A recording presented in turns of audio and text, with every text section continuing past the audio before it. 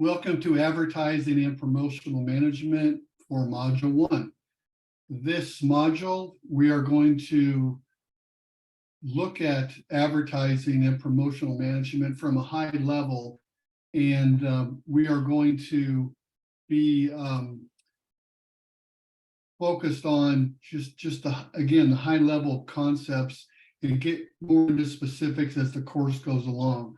So this is a recorded lecture, obviously, and each week we're going to do the same thing. You're going to get a recorded lecture, then there's going to be a quiz to follow it. So let's get started. So back to the absolute basics. We have the marketing mix, which is product, price, promotion, and place. Need to start here because promotion is part of the marketing mix, and it's considered by marketers the most critical of the 4 Ps. You know, we have the product or service, we have pricing strategies which affect marketing and sales, and we have a place, otherwise known as distributing products or services. But promotion, as we follow across to the other side of the screen, involves the following elements. Advertising. In other words, this of the 4 Ps, promotion has its own mix. Advertising, public relations, direct marketing, personal selling, sales promotion. These have been in place for many, many years, probably 50 years or longer. However, because of digital marketing, these elements have changed a bit. And like advertising now includes digital advertising, and it's probably focused less on the traditional newspaper, magazine, television approach. Public relations has changed. It may focus a little bit more on social media now and reputation management. Direct marketing has changed. We no longer use telemarketing, at least we shouldn't, in my opinion. Direct marketing can be, can be direct mail, which businesses still use effectively. We also have personal selling, which is whenever you have a business-to-business relationship, personal selling is the centerpiece to it. You can have advertising, you can have all these other elements, but personal selling is how the business gets done. And then sales promotion can be digital. How do you create a buzz? How do you create an urgency to buy? If you look at Amazon, you're looking at free shipping. If you order today, there's 2 left. And so you click and you order it. So again, 20 years ago, I would teach these differently than I do today. And so when we look a little closer into integrated marketing communications, what is that? So integrated marketing communications, otherwise known as IMC, has changed along with the marketing mix and the promotional mix. It has changed.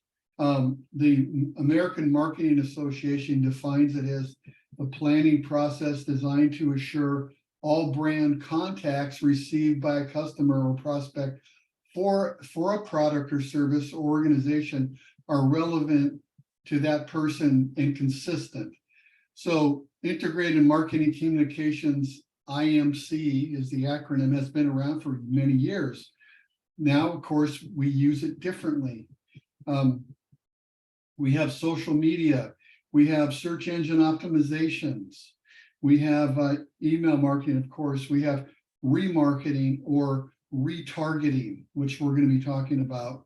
And that's a tactic used by marketers today. There's advertising on social media. There's Google AdWords. Are you for search engine optimization? Do you have the right keywords, if you will? We still use press releases, but they're more electronic now. And we blog. So there's still blogs.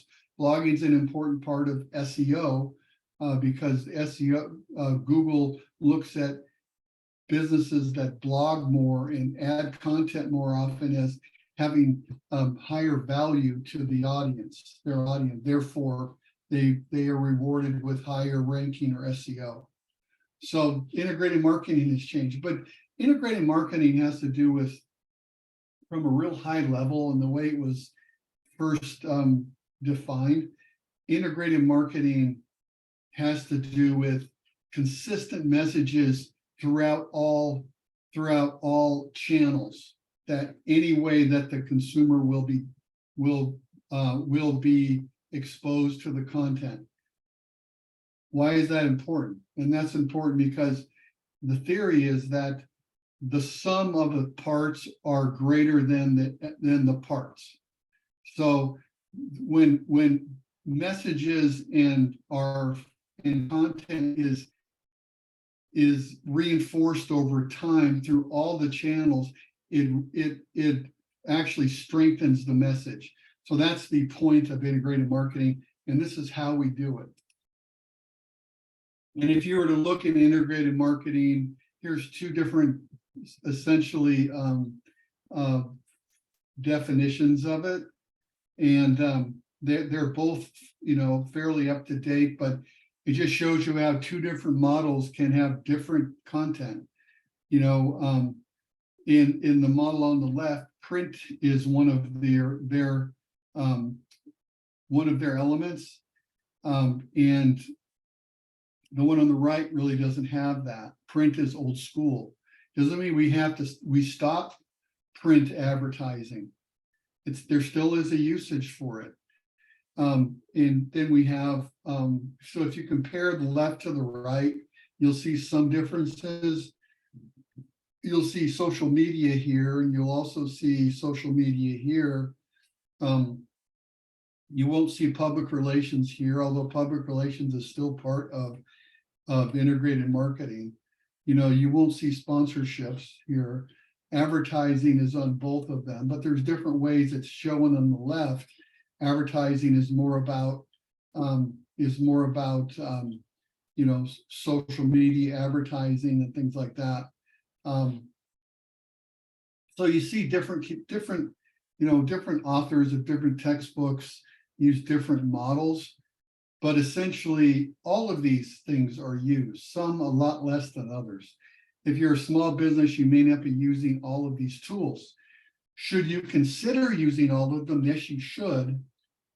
You have to look at the tool and say, I'm not going to use it. At least you know what the tool is. So you need to be aware of the different elements that you have available to you.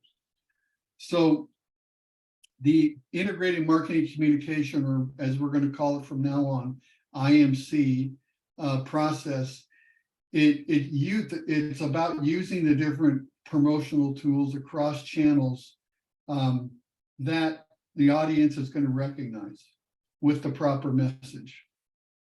And the 6 essential steps to be followed when designing a strategy are here, and we'll go by them one by one. First of all, the situation analysis. Another term for the situation analysis is a SWOT analysis. Every business should understand their strengths, weaknesses, opportunities, and threats.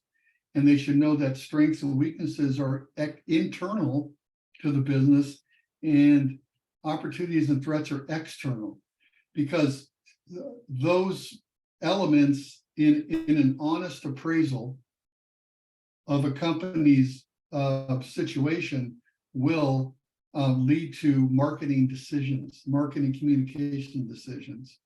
And then you have to, after you know your situation analysis, you've conducted it, then you look at the marketing and communication objectives you have. What are you trying to do? Are you trying to build brand awareness? Are you trying to, just build more business because are you trying to compete better in the marketplace? Are you going to add a product or service to your business? Are you going to change, reposition your business? Then that comes down to communication. How are you going to communicate that? So you went from what objectives you have to how you're going to communicate. Then you're going to execute. And then you have the marketing communication mix, which is price, which is the marketing communication mix is the four basic ones are advertising, public relations, sales promotions, and I'm losing the fourth one. I'll get in a second. I'm doing this off the top of my head here, but anyway, and the marketing communication mix needs to follow, and then you apply the strategies to the marketing communication mix, and then you have you budget and you schedule and budget that for that. Then you implement. Then you have to control and go from there. This is bothering me now, so I just want to look. So did I say advertising, public relations, personal selling? And I forgot. You know what? I forgot personal selling. So personal selling. The reason that's important because that's critical to a business-to-business relationship. You will not be successful without salespeople in business-to-business. So, we have to do is we have to know our audience and know what they are and who they are. And that's part of, when you have your SWOT analysis, that's looking at where your business fits in the marketplace, what you do well, what you don't do well, what your opportunities are, and what your threats are, which are really important because that can kill you. Threats can kill you if you're not aware of them. It's better if you're not aware. If you're aware of them and you may have a decision to ignore them, that's fine. That's your decision, but you should at least be aware of the threats. So you never start without market research. I hope in my classes I made that clear that market research is the key because you never want to make an uneducated decision about your business without conducting market research.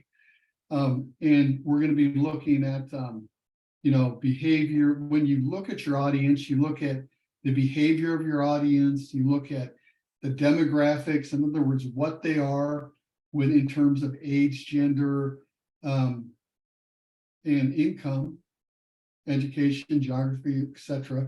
And then you look at psychographic, which it's about who they are. So you know what they are by their age, gender, and income. That's what they are. But who they are is their behavioral factors that influence the decisions they make. And everybody's different. You got to combine.